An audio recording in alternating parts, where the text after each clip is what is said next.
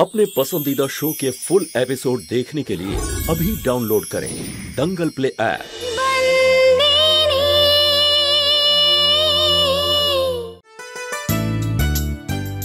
ওমা, তুমি এখানে কখন এলে? আপনার অপেক্ষা করছিলাম মালিক। তোমার শরীর টরীর ঠিক আছে তো? এসব কি মালিক মালিক বলে ডাকছো? কেন কটাক্ষ করছো আমাকে এভাবে বলো তো? হ্যাঁ, কি অপরাধ করেছি আমি বলো? এখানে বস।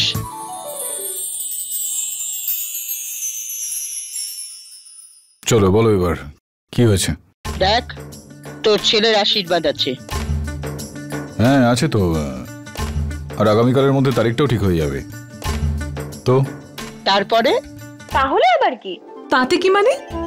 আচ্ছা একটা কথা বলো, ছেলের আশীর্বাদে সবচেয়ে বেশি ব্যক্তিত্ব কার থাকে? মালিকের। মালিক? তার মানে উনি এখন শাড়ি আর গয়না পরে ঘুরে বেড়াবেন, তাই বলতে চাইছো? না না, সেটাই তো বলছি, বিয়েতে সবচেয়ে বেশি ব্যক্তিত্ব থাকা উচিত ছেলের মায়ের, মানে হবু শাশুড়ির। হ্যাঁ বুঝতে পারলাম আমি,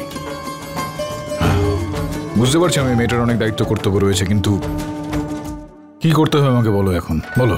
ধর্মরাজ মাহিয়া বংশী এত বড় হীরের ব্যবসায়ী, আর এই শুভক্ষণে স্ত্রীর জন্য কি একটা হীরের হার বানাতে পারে না? না না, এত বড় উপহার আমি মালিকের কাছে কি করে চাইতে পারি? আর তাছাড়া হীরের হার তো আমি পরিই না, খরচা হয়ে যাবে অযথা। বারে সন্তুরি, আরে ও তোমার স্বামী আর তুমিও স্ত্রী, তোমার পুরো অধিকার আছে। আর দীপাবলি বছরে কতবার আসে শুনি? একবারই তো আসে। আর এমন কি চাইছো তুমি? শুধু তো একটা হার চাইছো। কিন্তু হীরের হার আমি কি করব? এমনিতেও আমি পরি না। আচ্ছা একটা কথা বলো, তোমার পরিচয় কি? সন্তু বাঘেলা নাকি সন্তু মায়াবংশী? কে তুমি? আগে সন্তু বাঘেলা ছিলাম, আর এখন? আর এখন? এখন সন্তু মায়াবংশী, তাই তো? এখন তুমি এই পরিবারের মালকিন, আরে তোমার অধিকার আছে, বুঝলে? আগে বললেও পারতো তুমি এই কথাটা। আচ্ছা ঠিক আছে, ছাড়ো, বানিয়ে দেবো আমি সেটা। আর দেখ, এইভাবে রেগে দিস না, যেন একটু ভালোবেসে দিস, বুঝলি? বুঝতে পেরেছি মা, এটুকুই বলার ছিল নাকি আরো কিছু? আর দেখ, সামনে দীপাবলি, ওকে ভালো শাড়ি কিনে দিতে হবে। আশীর্বাদের জন্য হীরের হার, ধনতেরাসে হীরের লকেট, দীপাবলির জন্য সুন্দর একটা শাড়ি। না না মেঘনা দিদি, এত সব কিছু আমি মালিকের থেকে কি করে চাইতে পারি? না না। ওরে আমার সততার দেবী, তুমি যদি এটা না করো, আমি এক্ষুনি ডিএম এর কাছে গিয়ে বলবো তুমি এই সমস্ত কথা আমাকে ডিএম কে গিয়ে বলতে বলেছো। কিন্তু আমি এরকম কখন বললাম? ঠিক আছে, তুমি যদি চাও আমি এ ব্যাপারে কিছু না বলি, তাহলে এক্ষুনি গিয়ে ডিএম এর সঙ্গে কথা বলো। এক্ষুনি গিয়ে উপহার চাও, যাও।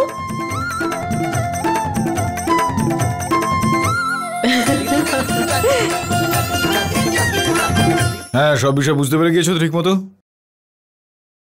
কেন? আরে আমার স্ত্রী সন্তু মাহিয়াবংশীর জন্য যখন হার বানানো হচ্ছে, সেটা কেমন হবে দেখতে সেটা তো জানো তুমি ভালোভাবে। এত ব্যাস, সেটা বানানো শুরু করো। আর শোনো, আর ওই গোবর্ধনকে বলো যে ওর শাড়িগুলো নিয়ে আমাদের বাড়িতে আসতে, সেগুলো দেখাতে, ঠিক আছে? এর মানে হলো মেঘনা দিদি মালিককে আগে থেকেই বলে রেখেছিলেন আমার জন্য মালিককে এতগুলো টাকা খরচা করতে হচ্ছে। হ্যাঁ ঠিক আছে। মালিক, ওই মেঘনা দিদি তো এমনিই বলছিলেন, আর আপনি ফোনও করে ফেললেন। কি বলছিলাম আমি? ওই আমি হীরের হারের কথা বলছিলাম। ও আচ্ছা, তার মানে হচ্ছে তুই এতক্ষণ ওখানে দাঁড়িয়ে দাঁড়িয়ে আমার সমস্ত কথা শুনছিলি, তাই তো? হ্যাঁ, না মানে বলতে চাইছি যে মেঘনা দিদি আমাকে বললেন যে আমি যেন এগুলো আপনার কাছে চাই, কিন্তু মালিক হীরের হার আমার চাই না, কোনো সাধারণ হার হলেই হয়ে যাবে, আমার শাড়িও চাই না। এক মিনিট। এটা মানে এটা দাঁড়াচ্ছে যে মেঘনা আর মায়ের যৌথ প্রয়াস। ঠিক আছে ছাড়, ওরা যদি খুশি হয় এই বিষয়টাতে, সেই কারণেই বলে দিয়েছি হারের জন্য। মালিক, এত দামি হার আগে কখনো পরিনি আমি। তাতে কি হয়েছে, এবার পড়বি তুই। আবার সে হা করে আমার মুখের দিকে তাকিয়ে আছিস কেন? চা খাবি না আমাকে? আরে যা, তাহলে তাড়াতাড়ি গিয়ে আমার জন্য এক কাপ চা বানিয়ে নিয়ে আয়, যা। আরে মূর্খ মেয়ে একটা, কি বলবো। মালকিন, আপনি জানেন ওই হীরের হাড়ের দাম কত হতে পারে? না, আমি মালিককে জিজ্ঞেস করিনি। আমি শুনেছি একটা হীরের দাম 10,000 টাকার হয়। তাহলে কম করে 5-6 লাখের কমে তো হবে না, তাই না? আমি তো জানতামই না। আমি দাদুকে সবসময় হিরে পালিশ করতে দেখেছি, কিন্তু কখনো ভাবিনি যে এত দামি হীরের হার পরবো আমি। তো এবার পরবি। তুই তো ফ্রিতেই পাচ্ছিস 9 লাখের হার। একটা কাজ করিস, তার থেকে অর্ধেক ছিঁড়ে একেও দিয়ে দিস। বাঁদরের গলায় মুক্তোর মালা। তোরা ভিখারিগুলো বাপের বাড়িতে সব হা ঘুরেছিলি, আর এখানে দাঁড়িয়ে দাঁড়িয়ে স্বপ্ন দেখছে। আর তুই সবাইকে উপোস রাখবি বলে ঠিক করেছিস? রান্না বান্না করবি না? ওর ভগ্নিপতিরও দেখা নেই, 1 নম্বরের ফাঁকিবাজ। আমার জামাইবাবু সম্পর্কে এরকম বলবেন না পিসিমা। এই, চোখ দেখাচ্ছিস কাকে? খারাপ লাগলো তোর জামাইবাবু বলে তো ওর হয়ে এত কথা বলছিস? না, মালিকের ভাইরা ভাই হয় সেই জন্য।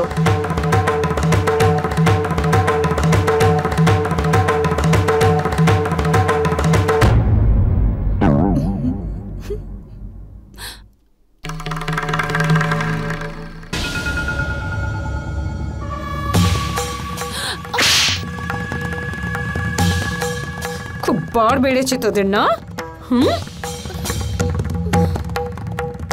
একজন মুখে মুখে তর্ক করছে, হাসছে। সভ্যগুলো। খুব জোরে লাগলো? জোরে লেগেছে, কিন্তু অত জোরেও নয়, যত জোরে পিসিমার লেগেছে।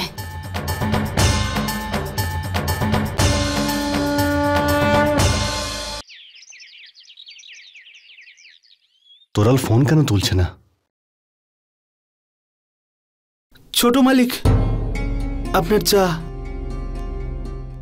অর্জুন, তুমি কালকে বাড়ি ছিলে না? না, আমি আর তোরাল গিয়েছিলাম তোমার বাড়িতে আশীর্বাদে নিমন্ত্রণ করতে। আমি জানি সবকিছু। চা।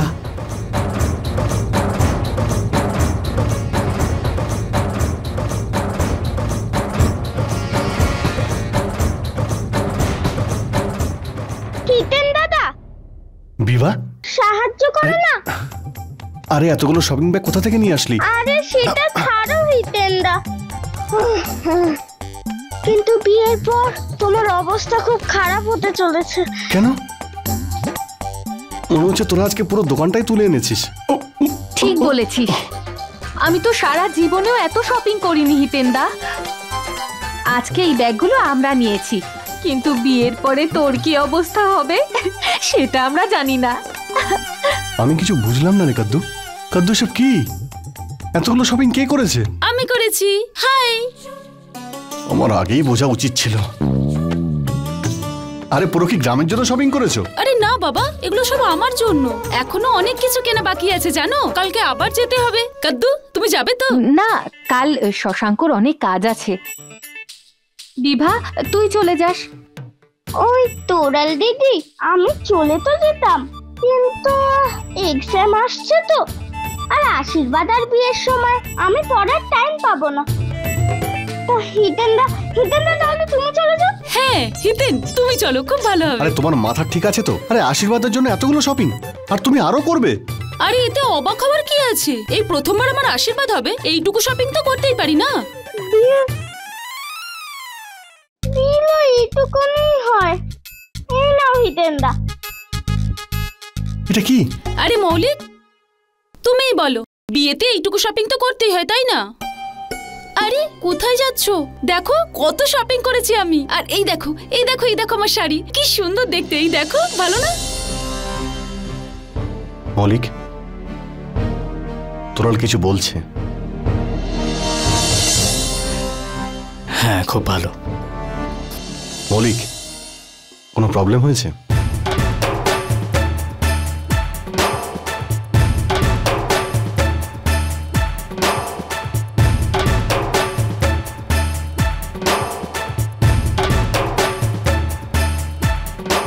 কিছু তো একটা প্রবলেম হয়েছে।